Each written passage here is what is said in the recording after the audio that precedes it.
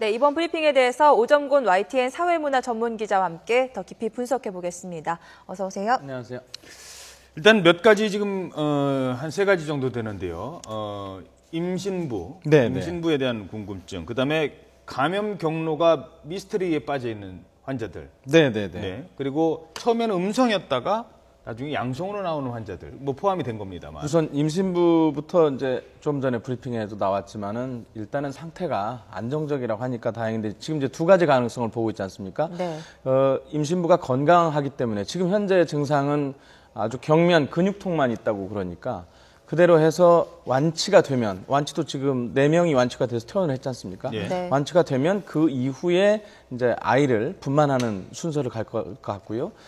만약에 상태가 좀 좋지 않다 그러면 이제 태아와 임신부를 격리시키기 위해서 조기에 제왕절개를 할 가능성이 있는데, 이 임신부가 당초에 이 병원에 왜 입원을 했냐고 그러면 저희가 듣기로는 조산기, 그러니까 좀 빨리 아이가 나올 가능성이 있어서 갔다고 그랬거든요. 네. 그러니까 그런 상황까지 전부 고려해서 앞으로 치료 그리고 그다음에 분만 시기를 결정을 해야 되지 않을까 근데 이게 싶은데요. 제왕절개를 하면 일반 환자들도 그렇죠. 병에 걸리지 않은 사람도 제왕절개를 하면 건강 상태가 많이 안 좋아지거든요. 그 네네. 부분도 좀 고려를 좀 많이 해야 될 것 같아요. 그러니까 가장 바람직한 거는 본인이 완치가 돼서 정상적으로 분만하는 거겠는데, 최악의 경우에는 이제 그렇게도 할 수밖에 없는 상황이니까, 그러니까 그거는 이제 전문의들이 이제 여러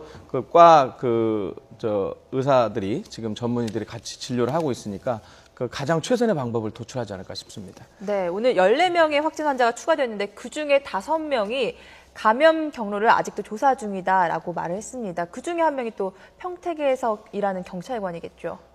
지금 이제 그 부분에 대해서 좀 이게 저도 아침에 보도자를 보고 걱정을 했는데 이게 네. 혹시 4차 감염 아니냐 그랬는데 그게 아니고 이 자료가 늦게 왔기 때문에 지금 이제 역학조사를 들어갔다는 그런 뜻입니다. 그래서 이 5명은 지금 뭐 미스테리다 이게 아니고 앞으로 곧 조사를 하면 내일쯤 바로 감염 경로는 나올 사람들입니다. 어디서 감염됐는지 모르겠다가 아니라 현재 조사 중이다. 조사 중이다 그런 겁니다. 네, 알겠습니다. 예. 아니, 응급실 밖에 있다가 지금 걸린 사람 있잖아요. 그러니까 나는 응급실을 안 갔어요. 예를 들면은 115번 환자. 네. 외래로 삼성병원 갔어요. 근데 걸렸어요. 이제 이런 부분이 이제 감염 경로가 미스테리하다는 부분이거든요. 거기에 대한 설명 좀 있었습니까? 그게 이제 공기 전파 가능성에 대한 설명을 좀 했는데, 저도 좀 아침에 알아봤는데, 지금까지는 전부 삼성병원 응급실 같은 거 지금 55명이 됐는데요. 네. 오늘, 그래서 이제 평택 성모병원보다 더 많은 환자가 감염이 돼서 이제 이름하여 이제 14번 환자가 이제 최대 슈퍼 전파자가 돼 있는 상태고요. 네. 평택 성모병원은 37명이고. 자, 근데 여태 말씀드렸지만 지금까지 삼성의료원 내 응급실 27일에서 29일 사이에 방문했던 입원 환자 또는 의료진, 병문안 왔던 손님, 환자 가족 등이 대부분 감염이 됐는데, 오늘 처음으로 병원의 외래라는 거는 다른 과에 응급실이 아니고 다른 과에 잠깐 문진 왔던 환자거든요. 네. 알아보니까 이분이 이제 경남 지역에서 처음으로 이제 확진이 났던 분인데 77살 할머니입니다. 여성인데요. 5월 27일에 외래 진료로 왔다고 합니다. 무슨 과에 왔냐면 정형외과에 왔다고 그러는데, 지금 과연 이 할머니가 가장 궁금한 게 응급실 옆을 지나갔는지, 혹시 뭐 화장실이라도 들리려고 잠깐 응급실에 왔는지에 대한 조사 부분이거든요. 그 부분을 지금 조사하고 있다는데, 저희가 알아본 바로는 그 할머니 현재 진술에는 자기는 응급실에 간 적이 없다. 그래서 지금 현재 미스터리거든요. 그렇지만 조금 전에 엄중식 교수도 말씀을 하셨지만, 만약에 이게 공기 감염이라고 만약에 가정을 한다면 그 할머니뿐만이 아니고 더 많은 분들이 감염이 됐어야 된다. 그래서 이건 공기 감염이 아니고 현재까지 보고된 것이 없기 때문에 공기 감염 가능성에 대해서는 일단 우려하지 말고 거의 없다고 봐야 된다는 게 이제 의료진의 설명이고요. 예. 그래서 당분간 이 할머니가 과연 이동 동선이 어떻게 되는지, 네. 그 병원 내 이동 동선에 대해서 아주 세밀한 조사가 좀 필요할 것 같습니다. 또 하나 걱정되는 부분이 이제 확진 검사 결과가 오락가락하는 경우거든요. 그렇죠. 임신부도 그렇고요.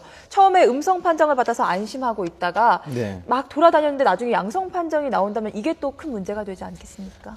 지금 아까 객담이란 용어도 나오면서 설명을 했는데, 객담이 이제 우리가 통상 가래 네. 얘기하거든요. 그러니까 음성이 나왔다 양성이 나오는 경우는 이제 이 크게 3가지 이유를 좀 댈 수가 있는데요. 첫째, 이 바이러스가 증상이 발현하는 시기가 이제 2일에서 14일이라고 하지 않습니까? 근데 네. 통상적으로 보면 6 내지 7일 정도인데 제가 만약에 환자라고 하면 바로 접촉을 했지 않습니까? 그럼 지금 바로 검사를 하면 안 나온다고 합니다. 그렇죠. 증상이 나올 시기가 아니라서. 이런 시기에 검사를 하게 되면 일단 그 최종 확진이 되더라도 초반이니까 음성 판정이 나올 수밖에 없는 게 있고요. 그 두 번째로는 그러니까 그 폐 속에 있는 깊은 가래, 그러니까 이 검체라고 그러죠. 검체를 네. 깊은 가래를 끌어내서 이걸 가지고 분석을 해야 되는데 그게 아니고 얕은 가래라든가 이 밖에서 있는 가래를 그 검체를 사용할 경우에 이게 좀 조사의 이름하여 검체가 신뢰도가 좀 떨어지는 경우가 있고요. 마지막으로 이 유전자 배양을 해서 이게 검사를 하게 되는데 좀 전문적인 건데 저도 그 부분이 조금 어렵더라고요.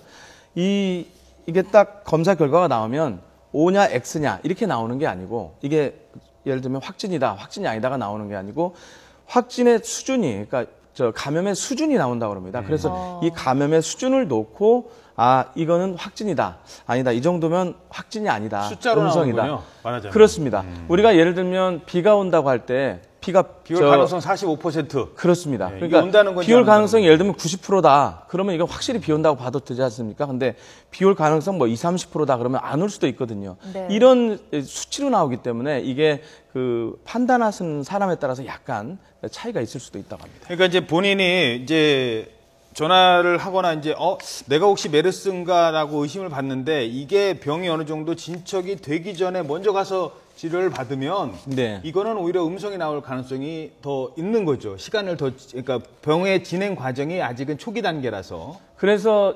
저희가 맨 먼저 보도를 했지만 그 임신부 같은 경우에도 초반에 이제 자꾸 검사를 해달라고 하는데 안 했다고 했지 않습니까? 예. 그런 네. 뭐 판단이 작용하지 않았나. 근데 그런 문제는 그 평택에 있는 경찰관 같은 경우엔 음성 판정을 받으니까 본인은 음성이라고 생각을 하니까 근무를 또 했어요. 그리고 나서 이제 또 그러면 메르스는 아니고 그럼 뭐지? 폐렴인가? 감기인가? 병원 또 가야 될 거 아닙니까? 다른 병원을 다녔고요. 그래놓고 아산 충무병원 갔고요. 그래놓고 단국대 천안병원을 갑니다. 네. 일반적인 환자들 다 그렇게 메르스는 아니면 그럼 뭐지? 이제 그런 감염 경로를 차단하지 못한다는 게 문제지 않습니까? 그렇습니다. 그래서 그 1차 음성이 나오더라도 그 이른바 잠복기가 끝날 때까지는 본인 스스로도 조심을 해야 되고요. 의료기관에서도 그렇게 안내를 해줘야 됩니다. 그렇지 않으면 이런 경우에 금방 말씀하신 대로 그 음성이라고 해서 자유롭게 돌아다니다가 그 중간에 만약에 증상이 발현이 되고 바이러스가 많이 품어져 나올 시기가 왔는데 그때 만약에 주변에 많은 사람들이 있었다. 예. 그러면 또 다른 1번, 또 다른 14번, 16번이 또 생길 수밖에 없거든요. 그러면 네. 우리 방역 현재까지 했던 거 다 또 무너지는 원점으로 거죠. 돌아가는. 네. 그런 마지막으로 하나만 더 짚어보죠. 전화번호가 바뀌었죠. 그동안 043 길었어요. 네, 길었어요. 저도 말할 때 좀 복잡했거든요. 근데 네. 조금 전에 저희가 들어오기 전에 이제 복집에서 발표를 했는데요.